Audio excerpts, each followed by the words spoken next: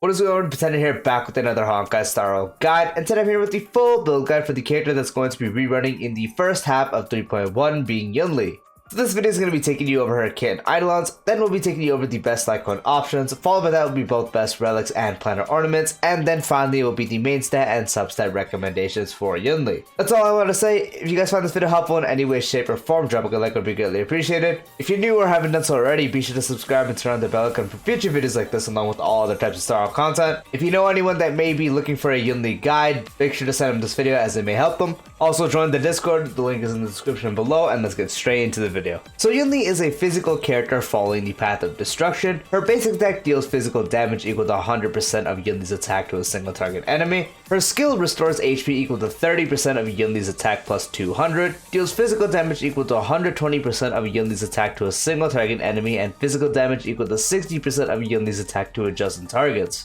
Her ultimate consumes 120 energy. Yunli gains parry and taunts all enemies, lasting until the end of the next ally's attack or enemy's turn. Increases the crit damage dealt by Yunli's next counter by 100%. When triggering the counter effect from talent, launches the counter into a Cole instead and removes the parry effect. If no counter is triggered while parry is active, Yunli will immediately launch the counter into its slash on a random enemy target. Into its slash deals physical damage equal to 220% of Yunli's attack to the target and deals physical damage equal to 110% of Yunli's attack to adjacent targets. Into a Code deals physical damage equal to 220% of Yunli's attack to the target and deals physical damage equal to 110% of Yunli's attack to adjacent targets. Then additionally deals 6 instances of damage, each dealing physical damage equal to 72% of Yunli's attack to a random single enemy. When Yunli deals damage via this ability, it is considered as dealing ultimate damage. The talent: when Yunli gets attacked by an enemy target, additionally regenerates 15 energy and immediately launches a counter on the attacker, dealing physical damage equal to 120% of Yunli's attack to the attacker and physical damage equal to 60% of Yunli's attack to adjacent targets. If there is no immediate target to counter, then counters a random enemy target instead. For technique, this unit gains the ward effect, lasting for 20 seconds. During this time, upon entering combat by either attacking enemies or receiving an attack, immediately casts into a Cole on a random enemy and increases the damage dealt by this attack by 80%. For her bonus traces, her A2, after each use of Into It Slash, the next Into It Slash will be replaced by Into a Cole. Her A4, while in the parry state, resists crowd control debuffs received and reduces damage by 20%. And her A6, when using a counter, increases Yunli's attack by 30% for one turn. For her Eidolons, her E1 increases damage dealt by Into It Slash and Into a Cole by 20%. Increases the number of additional damage instances for Into a Cole by 3. Her E2, when dealing damage via a counter, ignores 20% of the target's defense. Her E4, after launching Into It Slash or Into It Cole, increases this unit's effectiveness by 50% for one turn. And her E6, while parry is active, if an enemy actively uses their abilities, regardless of whether it attacks Yunli or not, it will trigger Into It Cole and remove the parry effect. When dealing damage via Into It Slash or Into It Cole, increases crit rate by 15% and physical risk pen by 20%. Now taking a look at some of the best Lightcone options for Yunli. Obviously, her best one by far is going to be her own signature Lightcone, which greatly increases the wearer's chance of getting attacked and increases crit damage by 36%. After the wearer uses ultimate, receives 1 stack of Fire Dance lasting for 2 turns, and also stacks up to 2 times. Each stack of Fire Dance increases the damage dealt by the wearer's follow-up attack by 36%. This is really valuable because outside of using your ultimate, you won't have the parry effect and there is no thing in her kit that will greatly increase the chance of her getting attacked. So the first part is going to have it to where she does get attacked more than she normally would, and she's going to have an increased value to her taunt. On top of that, it is also increasing your crit damage, so free crit damage at base is going to let her just do more damage. And as you are practically using all as much as possible, timing it, getting hit, using Into It Cole, it's very easy to stack up the Fire Dance you do have on the last part of this Lightcone, which is going to be giving her 36% for each stack you do have up to 2 stacks. Giving you up to a total of 72% increase to the damage of the wearer's follow-up attack, so a 72% increase to the damage of follow-up attacks you would be doing with Yunli.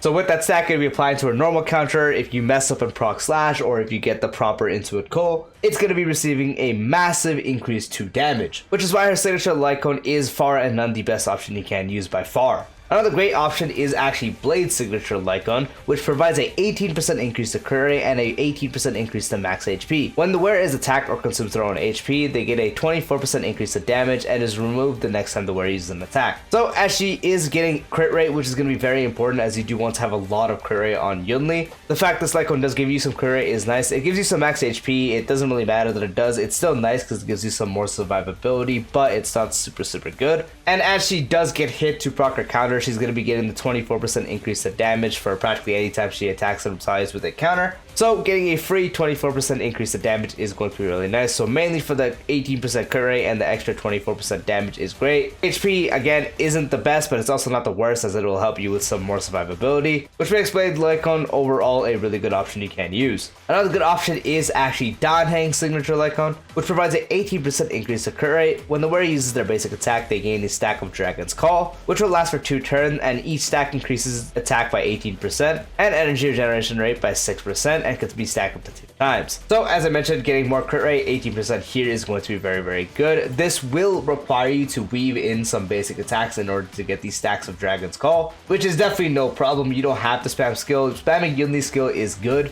because it helps you get more energy and also restores your HP a little bit, but you don't have to absolutely do that. So using this Lightcone and weaving some basic attacks in to get the stacks of Dragon's Call is going to be good, as attack is really good on Yunli, and the extra energy regeneration rate is going to be fantastic in order to get her ultimate back faster, as the main playstyle is to get the ultimate as much as possible, time before you get attacked, parry the attack with the ultimate up, and then do Intuit Call. This giving you energy regeneration rate is going to be nice, giving you up to 12% at that, and up to 36% increase to attack as well, and then the base 80% crit rate makes Danheng's Lightcone another great option to use. Another good option is the free-to-play Herder Shop Lightcone, which provides a 8% attack when the wearer is attacking that stacks up to 4 times, and after the wearer breaks an enemy's weakness, increases damage up by 12% for 2 turns, and at S5 it's 16% per stack, and an extra 24% increase to damage dealt. Very easy to stack up the attack percent thanks to the fact that Yunli is a counter unit, so every counter you do will be able to stack up this Lightcone. So any counters you do get off right away or early in the battle is going to go directly towards stacking up this Lightcone, giving you up to a 64% increase to attack is very powerful. And on the times you do weakness break an enemy, for 2 turns you'll have even more damage. Yunli can pretty easily break an enemy's weakness. It's not something you would go for too often though, because it does mean that enemies will be able to attack you less because they are weakness broken, so they cannot act. But times where you break the enemy weaknesses on the side, if you're mainly focusing on the elite enemy and maybe they summon enemies, or there's already existing enemies on the side, or maybe you're in pure fiction where they have lower toughness bars anyways, so it's really easy to break the enemy's weakness on the side, which is going to allow you to get the extra 24% increase in damage dealt. On the times you do get that last part, it's going to make this Lightcone even more powerful. It's mainly for the fact that it gives you a big increase to attack percent, and the extra damage is nice for when you do have it, making this a great free-to-play option you can use. Another solid option is the Clara Lightcone you can get from the standard banner, which provides a 24% increase to attack. When the wearer defeats an enemy or is hit, immediately restores HP equal to 8% of the wearer's attack. At the same time, the wearer's damage is increased by 24% until the end of their next turn. Can't stack and can only trigger 1 time per turn. So free 24% attack is nice. It's not crit unfortunately, but it's still nice because attack is good. This also does give you another form of survivability as you are restoring HP every time you are hit. So anytime you do hit and retaliate with a counter, you're going to be able to restore more HP, which is going to help for some self-sustainability. And on top of that, you do get a 24% increase to damage, which is also going to be nice for overall damage dealing. Definitely not as powerful as the other mentioned Lightcones, but this Lightcone is still a good option you can use, as the stuff it does provide is beneficial to Yunli's playstyle. Another great option is the Under the Blue Sky Lightcone, which provides a 16% increase to attack, and when the wearer defeats an enemy, the wearer's crit rate increases by 12% for 3 turns. And at S5, it becomes a 32% increase to attack, with the crit rate increasing by 24% for 3 turns.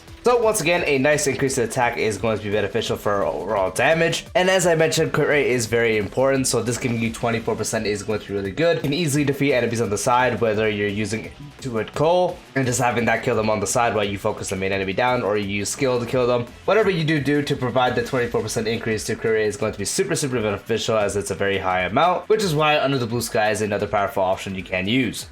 Now for some of the best relic sets for Yunli, the best one is going to be the 4-piece of the Wind Soaring set. 2-piece providing 12% attack, and the 4-piece increases the wearer's crit rate by 6%. After the wearer uses a follow-up attack, increases the damage dealt by ultimate by 36% and lasts for 1 turn. So 2-piece, again, giving you attack percent is going to be nice for overall damage. 4-piece, providing you an extra 6% crit rate is going to be really nice. And after the wear uses a follow-up attack, getting the 36% increase to damage dealt for ultimate is very, very good. As if you guys remember, the damage that Yunli does deal from ultimate, when you use the ultimate to enhance the follow-up attack you do and do slash or cull, this is going to be benefiting from that because it is dealt as ultimate damage, as it does stay in her ultimate, which is why this is the best for her own damage. Since, again, 12% attack, plus 6% crit rate, plus the 36% increase to damage dealt for the ultimate. This part, unfortunately, doesn't benefit her counters outside of ultimate, but the main thing you do want to focus is her ultimate damage, or the actual ultimate counter you do with Intuit Cole especially. So this actually increasing that by a lot, 36% damage dealt, is very, very good. Is the reason this is the best option you can use for a 4-piece on Yunli. Another actually really good option is the new 4-piece Poet set. 2-piece is useless as she does not deal quantum damage. 4-piece decreases the wearer's speed by 8%. Before entering battle, if the wearer's speed is lower than 110/95, increases the wearer's crit rate by 20%/32%, and also applies to Memo Sprite. She doesn't have a Memo Sprite, so you can ignore that part entirely. But Yunli is practically always built with base speed,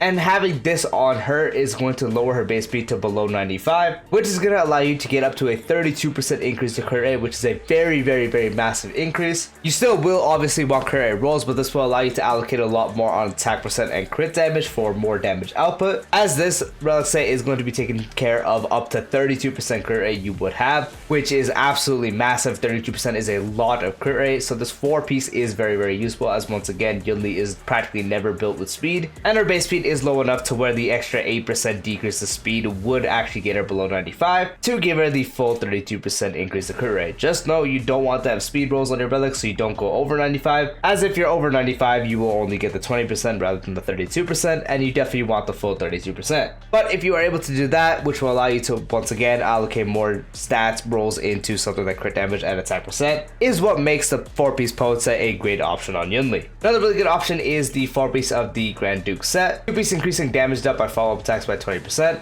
4-piece when the wearer uses a follow-up attack, increases the wearer's attack by 6% for every time the follow-up attack deals damage. This effect can stack up to 8 times, lasts for 3 turns, and is removed the next time the wearer uses a follow-up attack. 2-piece really good as her main damage is follow-up attacks. 4-piece is mainly going to be focusing on her Intuit Cull. Her Intuit Cull is going to be able to easily stack this up to max and get the full value of this relic set, as her ultimate hits a bunch of times when you have Intuit Cull. Unfortunately, when it comes to her regular counter or Intuit Slash, it's not going to be as powerful as you don't get the full effect of the relic set, but the main playstyle is going to be prioritizing getting into a Cull as much as possible, and you definitely want to buff that up as much as you can, which makes this relic set really, really good for buffing that up, and is the reason the Grand Duke set is a great option you can use. Past that, it is practically just combining 2-piece 2-pieces, so 2-piece Grand Duke set is going to be the main go-to for 2-pieces, as it does give a 20% increase to follow-up attack damage, and you'd practically just combine that with 2-piece of any of the attack percent increasing sets. So again, you can do something like Hero of the Triumphant Song 2-piece, as it gives 12% attack, 2-piece Wind Soaring set, 2-piece of the Dot set, 2-piece Musketeers, as they all have the same 2-piece for the 12% attack increase. Or you can combine 2-piece of one of those and do 2-piece of the Scholar set, as it provides 8% crit rate, so a free 8% crit rate is going to be good there. Or once again, any of the ones mentioned there, and do 2-piece of the actual physical set, as it does provide a physical damage increase, and she does deal physical damage, so this is going to be beneficial. Only reason I don't really recommend doing 4-piece of the physical set over anything else is just because the 2-pieces will benefit overall more for her stats, and if you're farming for a 4-piece, it's better to do any of the other ones mentioned, as they are significantly more powerful than up to a free 25% increase to attack. So 4-piece physical set is kind of whatever. It definitely would just be something like using 2-piece. So once again, mainly Wind Soaring set is going to be the best go-to, best in slot. If not that, the Poet set is good if you can get the full effect. If not that, the Grand Duke set is great, and then past that's 2-piece 2-piece, so 2-piece of the follow-up set with 2-piece attack percent increasing, or 2-piece Scholar, or 2-piece of the physical set.